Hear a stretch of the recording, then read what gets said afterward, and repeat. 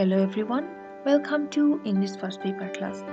This is your Simi Miss presenting this virtual presentation.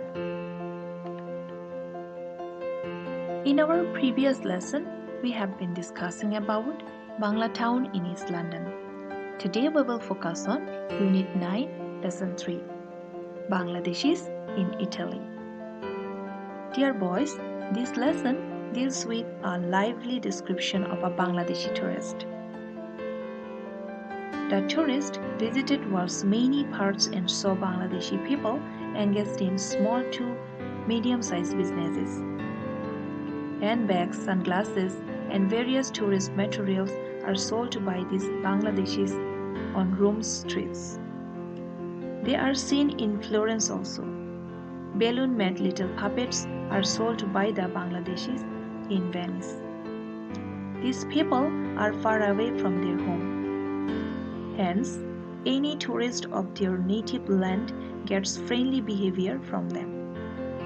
Even they get a large discount while buying things from these Bangladeshis living and doing businesses abroad.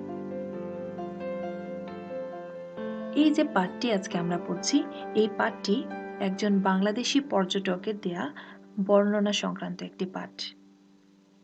এই যে বাংলাদেশি পর্যটক তিনি বিশ্বের অনেক অংশে ঘুরে বেরিয়েছেন এবং বাংলাদেশি লোকদেরকে অনেক ছোট থেকে অনেক ক্ষুদ্র থেকে মাঝারি ধরনের ব্যবসা করতে তিনি দেখেছেন।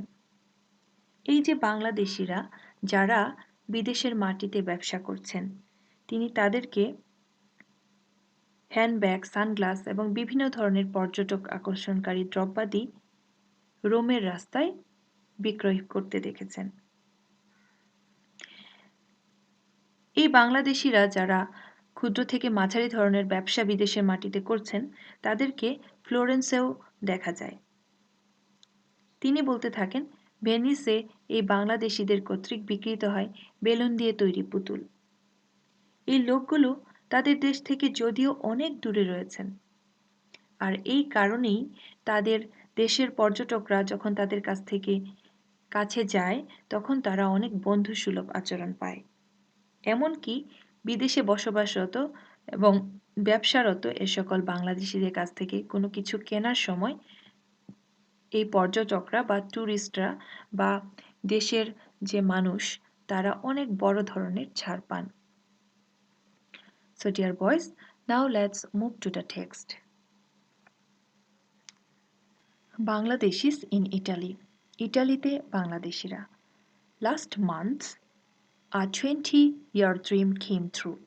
গত মাসে 20 বছরের একটি লালিত স্বপ্ন পূরণ হয়েছিল। We visited Italy. আমরা ইটালি ভ্রমণ করেছিলাম। এই যে ট্যুরিস্ট যিনি এই কাহিনীটি লিখছেন তার একটি লালিত স্বপ্ন ছিল ইটালি পরিভ্রমণ করার, যেটি আমরা পরের লাইনে এসে দেখতে পাই এবং এই স্বপ্নটা পূরণ হয়েছিল লাস্ট মান্থে বা গত মাসে। While it was an amazing lesson in history, I was also taken by surprise at Bangladeshis in Italy. ইতিহাসে রোম সম্পর্কে বা ইতালি সম্পর্কে অনেক বিস্ময়কর ইতিহাস রয়েছে যা পাঠককে বা যে কাউকে বিস্ময়াভিভূত করে তোলে। কিন্তু এই পর্যটক এখানে এসে বলতে থাকেন আরেকটি বিষয় তাকে চমকিত করে, সেটি হলো ইটালিতে বাংলাদেশের মানুষের উপস্থিতি। I heard estimates of between 2 lakhs and 6 lakhs Bangladeshis in Italy. আমি জেনেছিলাম আনুমানিক 2 লাখ থেকে 6 লাখের মতো বাংলাদেশি ইটালিতে আছে। I saw them in Rome, Florence and Venice, but not in Siena. আমি তাদেরকে দেখেছিলাম রোমে, ফ্লোরেন্সে এবং ভেনিসে, কিন্তু সিয়েনাতে নয়। The ones I saw all had small to medium-sized businesses. এবং সেখানে আমি যাদেরকে দেখেছিলাম তাদের প্রত্যেকেরই ছোট থেকে মাঝারি অর্থাৎ ক্ষুদ্র থেকে মধ্যম আকারের ব্যবসা তাদের ছিল। In Rome, they were selling handbags, sunglasses and tourist material on the streets. তাহলে এই ট্যুরিস্ট রোমে কি দেখতে পায়? তিনি বলতে থাকেন, রোমে আমি দেখতে পাই তারা রাস্তায় রাস্তায় হ্যান্ডব্যাগ, সানগ্লাস এবং পর্যটন সামগ্রী বিক্রি করছিল। এরপর দেখো এখানে Florence. In Florence, we walked into a store selling Indian looking things, a Monohari Dukan, only to find the owner was a Bangladeshi who had a chain of these stores in the city. এখানটাতে এসে কি জানা যায় দেখো, ফ্লোরেন্সে এসে আমরা একটা স্টোরে ঢুকে গেলাম যা ছিল একটা মনোহারি দোকান। কেমন একটা স্টোরে ঢুকলো? মনোহারি দোকানে ঢুকলো এবং এখানে যে জিনিসগুলি বিক্রি হচ্ছিল সেগুলো দেখতে ইন্ডিয়ার জিনিসের মতো ছিল। দেখো, সেলিং ইন্ডিয়ান লুকিং থিংস।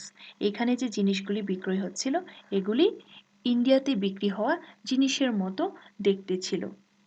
এবং পরবর্তীতে জানা গেল যে এখানকার মালিক একজন বাংলাদেশি এবং তার অনেকগুলি এই ধরনের দোকান আছে এই শহরটাতে। দেখো, a chain of the stores in the city. এবং এই যে বাংলাদেশি একজন মালিকের আরো অনেকগুলি চেইন শপ বলতে এখানে বলা হচ্ছে একই ধরনের বিপণী বিতান, বিভিন্ন শাখা প্রশাখা। তাহলে এই মালিকের অনেকগুলি একই ধরনের বিপণী বিতান এই শহর জুড়ে ছিল। In Venice, they were selling trinkets like little puppets made from balloons on the Accademia Bridge and in San Marco Square. দেখো এখানে কি বলা হচ্ছে, এবং ভেনিসে তাদেরকে দেখা গেল কোথায়? একাডেমিয়া ব্রিজ এবং সেন্ট মার্কো চত্বরে। এখানে তারা কি বিক্রি করছিল? এখানে তারা বিভিন্ন ধরনের অলংকার সামগ্রী বিক্রি করছে। দেখো, trinkets like little puppets, বিভিন্ন ধরনের অলংকার তারা বিক্রি করছিল। তারা বেলুনের তৈরি ছোট ছোট পুতুলের মতো ক্ষুদ্র ক্ষুদ্র অলংকার সামগ্রী বিক্রি করছিল। One seller told me this would not sell in Rome but in Venice the tourists buy them. তাহলে এই যে জিনিসপত্র বা ম্যাটেরিয়ালসগুলি তারা বিক্রি করছিল, প্রোডাক্টগুলি তারা বিক্রি করছিল, এগুলি একজন বিক্রেতা তাকে বললেন যে রোমে এগুলো বিক্রি হবে না, কিন্তু ভেনিসে এগুলো চলবে, কারণ পর্যটকরা এগুলি কিনবে। দেখো, they were incredibly kind and polite to us. Incredible মানে অবিশ্বাস্য। দেখো এখানে কি বলছে, তারা আমাদের প্রতি অবিশ্বাস্য রূপে দয়ালু ও সদাশয় ছিলেন। polite ভদ্র, সদাশয় ছিলেন।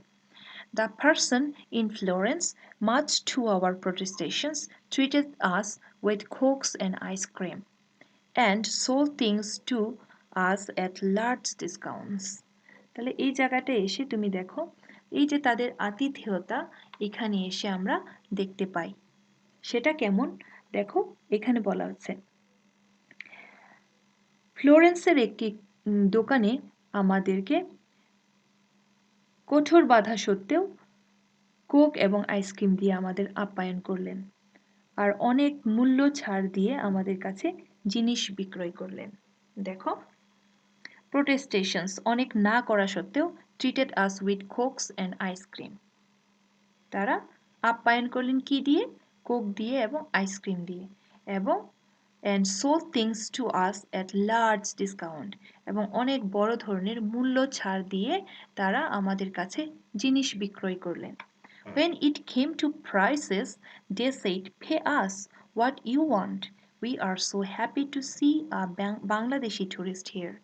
এই লাইনের মাধ্যমে আমরা কি দেখতে পাই? আমরা দেখতে পাই যে বাংলাদেশিরা যারা ওখানে ছোট ছোট বিজনেস করছে, তারা বাংলাদেশের প্রতি কি পরিমাণ টান অনুভব করে, বাংলাদেশিদের প্রতি তাদের ভালোবাসাটা কতটুকু তারা ফিল করছে বিদেশের মাটিতে গিয়ে, এই লাইনের মাধ্যমে আমরা সেটাই বুঝতে পারি। দেখো, pay as what you want, we are so happy to see a Bangladeshi tourist here. যখন তারা মূল্য পরিশোধ করার সময় এলো, তার মূল্য দিতে চাইলো, দাম দিতে চাইলো জিনিসের, তখন তারা বললেন, আপনাদের যা ইচ্ছা তাই দিন, আমরা এখানে একজন বাংলাদেশি পর্যটক দেখতে পেয়ে খুবই খুশি হয়েছি। দেখো, it was a kind of haggling in reverse. এটা এক ধরনের বিপরীত ধরনের দর কষাকষি ছিল। যেমন যারা ক্রেতা তারা গিয়ে সাধারণত বিক্রেতাদের কাছে দর কষাকষি করে, আরেকটু কমে যেন নেওয়া যায়, আরেকটু কমে যেন নেওয়া যায়। কিন্তু এই জায়গাটা এসে বলা হচ্ছে it was a kind of haggling in reverse, বিপরীত ধরনের দর কষাকষি। এখানে ক্রেতা বেশি দিতে চাইছে, কিন্তু বিক্রেতা তিনি আরও কম নিতে চাইছেন। এটাকে বলা হচ্ছে বিপরীত ধরনের দর কষাকষি। One street vendor in Rome, after selling a sunglasses at 18 euro to a European person, turned around and sold me a similar sunglass at 4.5 euro. এই জায়গাটাই দেখো, রোমের এক রাস্তার ফেরিওয়ালা এক ইউরোপীয় ভদ্রলোকের কাছে 18 ইউরোতে এক জোড়া সানগ্লাস বিক্রি করে আমার দিকে ঘুরল এবং আমার নিকট ওই রকম সানগ্লাস মাত্র 4.5 ইউরোতে বিক্রি করলো, মাত্র 4.5 ইউরোতে বিক্রি করলো। দেখতে পেলে তারা কেমন ভাবে আতিথেয়তা করছিলেন যারা টুরিস্ট তাদেরকে। যে সানগ্লাস, একজোড়া সানগ্লাস ওই বিক্রেতা একজন ইউরোপিয়ানের কাছে 18 ইউরোতে বিক্রি করলো, তিনি বাংলাদেশি ক্রেতার কাছে মাত্র 4.5 ইউরোতে বিক্রি করলেন। তারপর দেখো, I wanted to pay him more, but incredible as it seems, he would not take it. I think this barely covered his cost. আমি তাকে আরও অধিক দিতে চাইলাম, কিন্তু অবিশ্বাস্য হলেও এটাই সত্য যে সে এটা নিল না। আমার মনে হয় এতে তার খুব করে হলেও তার কেনা খরচটাই শুধু উঠেছিল। এই যে এই সকল যে বর্ণনা, এগুলির মাধ্যমে আমরা আসলে একজন বিদেশের মাটিতে থাকা প্রবাসী মানুষের দেশের মানুষের প্রতি ভালোবাসার বহিঃপ্রকাশটা দেখতে পাই। At a mini flea market of Bangladeshi stalls at Tiburtina station in Rome, I fell into a discussion of business. দেখো, এখানটায় এসে লেখক বলতে থাকেন তারা রোমের টিবার্টিনা স্টেশনে এক ক্ষুদ্র ফ্লি মার্কেটের বাংলাদেশি দোকানে আমি এক ব্যবসায়িক আলোচনায় জড়িয়ে পড়লাম। এই আলোচনায় তিনি কি শুনতে পেলেন এটা দেখো। It costs them 1,000 to 2,000 euros a month to rent each stall. এই যে বাংলাদেশিরা এখানে রয়েছেন তাদের এক একটি স্টল ভাড়া নিতে 1,000 থেকে 2,000 ইউরো মাসে মাসে খরচ হয়। The work is very hard and they live frugally. এবং এই টাকাটা জোগাড় করা অত্যন্ত কষ্টসাধ্য একটি বিষয় এবং তারা খুবই মিতব্যয়িতার সাথে এখানে বাস করেন। একদম খুব অল্প খরচ করে তারা সেগুলি সেভ করেন। So they are able to save some money which they send home. এই যে সেকেন্ড লাইনে এসে আমরা এটা বুঝতে পারি যে কত কষ্ট করে তারা টাকাটা সঞ্চয় করে তাদের বাসায় পাঠানোর জন্য, বাড়িতে পাঠানোর জন্য।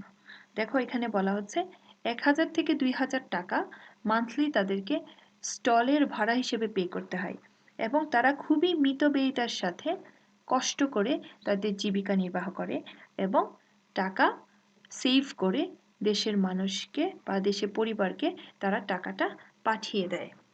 One seller in Venice said he can save up to euro 1,000 a month, but only if a lot of expenses cannot exceed euro 80 per month, etc. ভেনিসের এক বিক্রেতা বলল, নানা রকম শর্ত পূরণ করা যায়, মানে যদি সে তার যে মানে জীবিকা নির্বাহের জন্য যে শর্তগুলি, যে এত টাকার চাইতে বেশি খরচ করা যাবে না, এরকম নানান রকম শর্ত যদি পূরণ করা যায় তাহলেই তিনি শুধুমাত্র 1000 ইউরো প্রত্যেক মাসে সেভ করতে পারেন। দেখো এখানে বলছে কি, পেনিসের এক বিক্রেতা বলল যদি নানা রকম শর্ত পূরণ করা যায় তাহলে সে মাসে 1000 ইউরো পর্যন্ত জমাতে পারে। যেমন এখানে বলা হচ্ছে প্রতিদিন তার গড়ে 50 ইউরো মূল্য পরিমাণ বিক্রি করতে হবে। যদি 1000 ইউরো সে সঞ্চয় করতে চায় তাহলে প্রতিদিন 50 ইউরো সমান তাকে বিক্রি করতে হবে এবং প্রতি মাসে তার খাবার খরচ 80 ইউরোর চাইতে বেশি হওয়া যাবে না। I was inspired by their entrepreneurship and touched by their generosity and hope their diaspora comes true soon. আমি তাদের এই যে উদ্যোগ, এন্টারপ্রেনারশিপ উদ্যোগ, এটাতে উৎসাহিত হলাম এবং তাদের উদারতায় সিক্ত হয়ে গেলাম। Generosity, touched by their generosity, তাদের উদারতায় সিক্ত হয়ে গেলাম। And hope their diaspora comes true soon, এবং আমি আশা করি তাদের এই ভিনদেশে কর্ম করার যে সংগ্রাম সেটা শীঘ্রই সফলতায় পর্যবসিত হবে, শীঘ্রই সফল হবে। You see, here is a stall at the mini flea market outside Tiburtina. দেখো এই যে স্টল, আমরা বলছি এই স্টলের যে ভাড়া সেটা হচ্ছে 1000 থেকে 2000 টাকা পর্যন্ত হয়। তাহলে এই যে এরকম বাইরে যে স্টলগুলি, এগুলি ভাড়া করে তারপর বাংলাদেশি যে প্রবাসীরা তারা গিয়ে এখানে ছোট ছোট আকারের বা মিডিয়াম সাইজের বিজনেস তারা করে। তো আমরা যদি ভাবি যে টাকা সেভ করা বা বিদেশের মাটিতে গিয়ে টাকা ইনকাম করাটা অনেক ইজি, এত সহজ না আসলে যেটা আমরা ভাবি। সো ডিয়ার বয়েস, এইখানে একটা ছবি তোমরা দেখতে পাচ্ছ, এটা হচ্ছে মিনি ফ্লি মার্কেটের বাইরের একটা ছবি, মানে একটা স্টলের ছবি। So you are asked to write down a summary on this text. তোমরা সবাই জানো তোমাদের যে নেক্সট কুইজ এক্সামটা হবে সেই কুইজ এক্সামে সামারি লেখাটা থাকবে এবং ইউনিট 9 তোমাদের দেয়া হয়েছে। অলরেডি আমি তোমাদেরকে ইউনিট 9 এর লেসন 1 এবং লেসন 2 পড়িয়ে দিয়েছি এবং আজকে পড়াচ্ছি লেসন 3। লেসন 4 শেষ হয়ে যাওয়ার পরে আমরা গ্রামাটিক্যাল কিছু টার্মস দেখব। So dear boys, summary writing সম্পর্কে একটা ক্লাস আমি অলরেডি নিয়ে ফেলেছি। তারপরেও যদি তোমার কোনো প্রবলেম থাকে ক্লাসটি আবার দেখো, যদি না বুঝো আবার কোশ্চেন করো।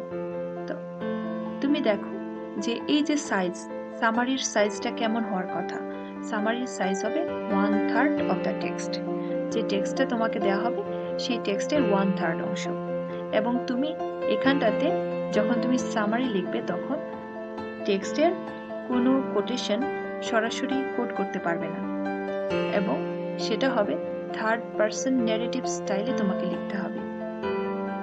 এখানটাতে এসে তুমি কোনো ধরনের আই বা you, first person second person উল্লেখ করতে পারবে না।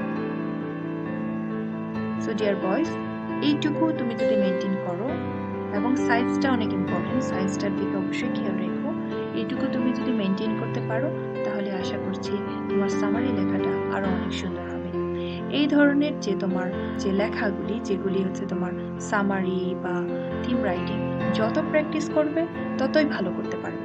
যদি প্র্যাকটিস না করে ফেলে রাখো তাহলে লেখাগুলি সুন্দর হবে না। So I inspire you all to practice writing summary. If you find any problem, feel free to ask me. That's it for today. Dear boys, take care. Help your family members. Help the youngers.